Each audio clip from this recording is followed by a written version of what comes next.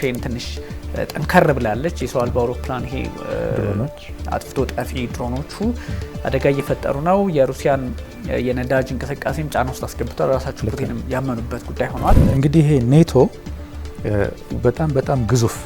ወታደራዊና ፖለቲካዊ ኦርጋናይዜሽን ነው ግን ኢራን ቀድማም ቢሆን ለዛ ፐርፐዝ አይደለም እየተዘጋጁ ያለው እነሱ አይደለም ድርድሩ በርግጥ በኢንዳይሬክትሊ ያረጉት ነው ኢራን ወደኛ ጥቃት የምትቃጣ ከሆነ ብቻችንን ያለ አሜሪካ ድጋፍ ብቻችንን ኢራን ላይ ወታደራዊ ኦፕሬሽን እናካሂዳለን ብለዋል ሁለቱም ፓወርፉል ናቸው እስራኤልም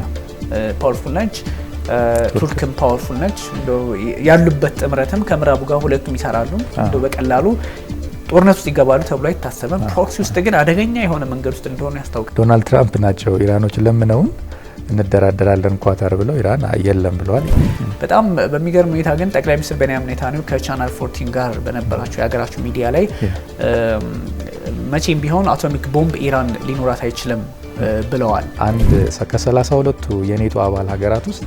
አንዱ ወታደራዊ ጥቃት ከደረሰበት እንደ ሁላችን ጥቃት ስለሚሉ የኔቶ አባላት እስራኤልና ቱርክ ብቻ ይሄ እንትኑ አለ አይደለ ሰጣገባ ይሄ ዲፕሎማቲክ ከ2010 ጀምሮ ከእስራኤል ጋር የሚያካሂዱት ሰጣገባ